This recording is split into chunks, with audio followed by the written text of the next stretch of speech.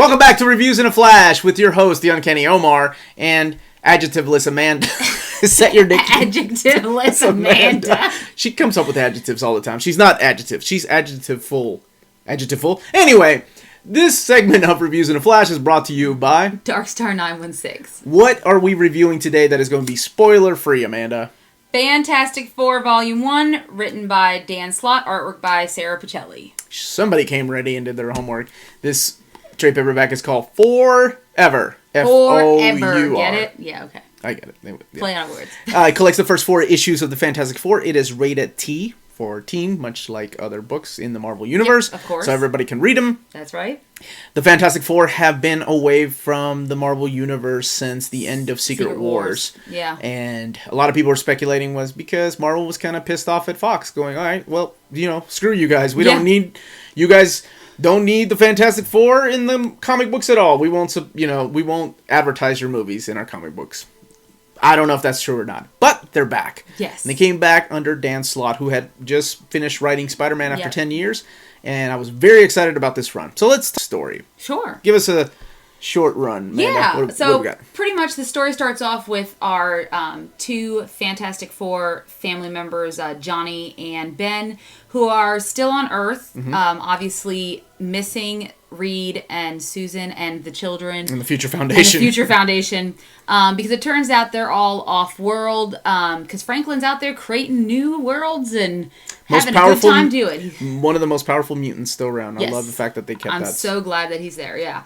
And so you have these 2 who are, and they're each mourning in their different way. Ben's kind of trying to move on. He has Alicia, and then Johnny, he's having trouble. And he really misses his family. Mm-hmm. And then all of a sudden, out of nowhere in the sky, not the first time, but the second time, comes the infamous Fantastic Four symbol, because Reed and Susan are back. Yes, and how they come back is kind of cool, so we're going to leave that part out. We're not going to tell you. But we're introduced to a new nemesis who calls herself, what is it? The Griever at the end of all things. She is a destroyer. It's a very important point. Hell of a title to give yourself. So we see where Reed and Sue and all the kids are. Yep. We notice that there have been some changes, not going to say to who, but to one of the kids has gone through some changes. Yes. So pretty interesting. I don't want to talk about how long they've been out there, but Reed's grown a beard. Yeah. Manly beard. And he looks a lot like John Krasinski. This is Amanda's wishful thinking again. Come on, Disney. Anyways, go on, keep on. But through circumstances, of course, they're reunited. They're back on Earth. They're back in the Marvel Universe. And there were a lot of moments that I'm like, oh, that pulled at my heartstring. And I hate you, Dan Slott, because he did a good job. It brought back so many just childhood memories of reading the world's greatest magazine.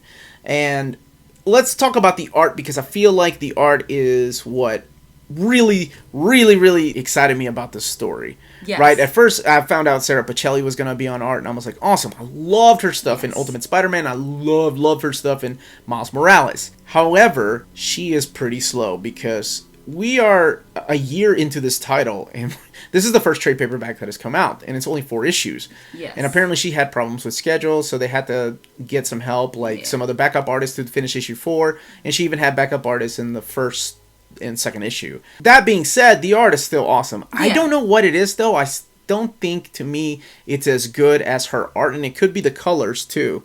Yeah, I don't know. The colors were interesting to me.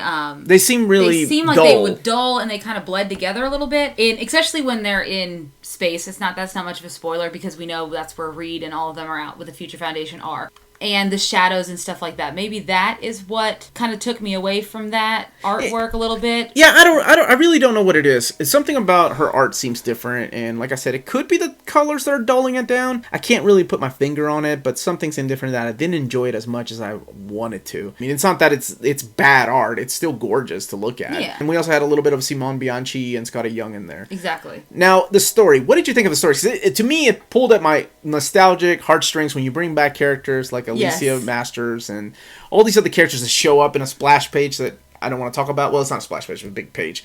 But what did you think of somebody new reading the Fantastic Four comic books? Well, see, luckily I'm not particularly new with them because... My bad. Yeah, well, because I read Hickman's Fantastic Four. Oh, that's right. Right. And now I haven't read his Future Foundation run, but I did read the Fantastic Four. And then, of course, the first time I was ever introduced to them was through the Avengers, New Avengers, Hickman. Hickvengers. Right, Hickvengers. And that's where I fell in love with them. I said, why aren't these people added into, our movie universe? I really enjoyed the characters, and I enjoyed them even more in their own title as well.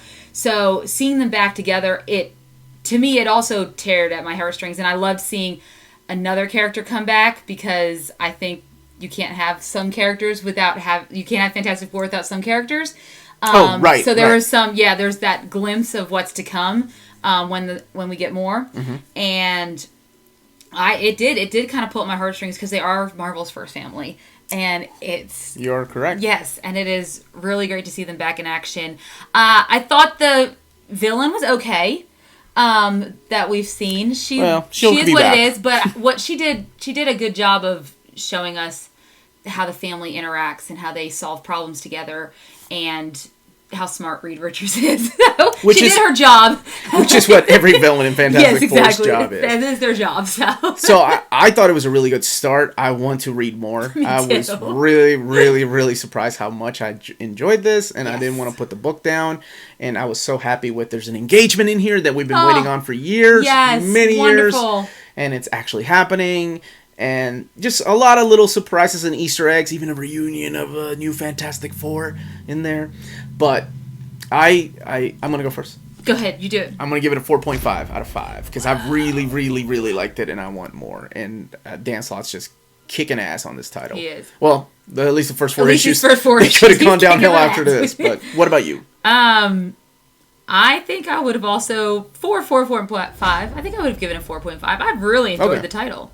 So I just want more Fantastic Four. So okay, there you have it. Yeah. So what did you guys think? Have you read it? Have you not read it? And if you're willing to check it out, this is a good starting point. Even if you haven't read Fantastic Four before, I think he does a really good job of reintroducing elements to new readers.